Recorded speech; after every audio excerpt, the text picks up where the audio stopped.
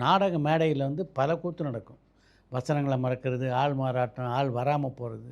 இது மாதிரிலாம் நீங்களும் ஃபேஸ் பண்ணியிருக்கீங்களா நெறைய? ஐயோ! நெறைய நாங்க ஃபேஸ் பண்ணிருக்கோம்.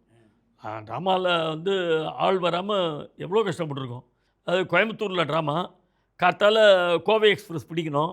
அவன் சீனு மோகன் வந்து மிஸ் பண்ணிட்டான் ட்ரெயின. ட்ரெயின் கிளம்பிய இடத்துல இவன் அங்கேருந்து ஓடி வந்துருக்கான். "போ எப்படியாவது வா" அப்படின்னு சொல்லிட்டு நாங்க போயிட்டோம். இங்கேருந்து கோயம்புத்தூர் போயாச்சு. சாயங்காலம் 7 மணிக்கு ட்ராமா. 6:30 மணி வரைக்கும் அவன் வரல சார்.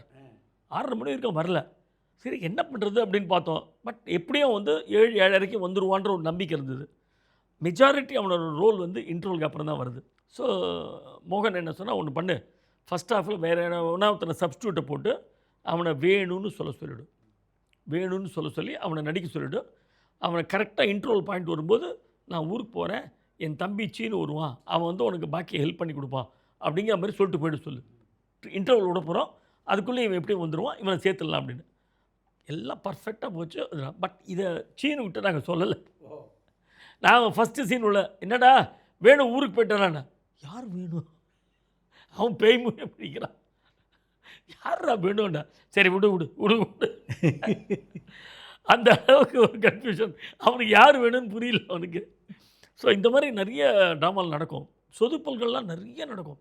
ஏகத்துக்கு நடக்கும். பட் என்னென்னா ஆடியன்ஸுக்கு தெரியாமல் அதை நம்ம எடுத்துகிட்டு போகணும். "பிறவியிலே குருடா" அப்படின்னு ஒரு டைலாக் வரும். "குறவியிலே பிறடா" அப்படின்னா ஸ்டேஜில் எல்லோரும் மொத்தமாக சிரித்து லைட் ஆஃப் பண்ணி உள்ளே விட்டாங்க எல்லாம். ஏன்னா அதுக்கு மேலே யாரும் நிற்க முடியல ஸ்டேஜில் சிரிப்பு. அப்புறம் திருப்பி ஸ்க்ரீனை தூக்கி திருப்பி ஆரம்பித்தோம். அந்த மாதிரிலாம் நிறைய நடக்கும்.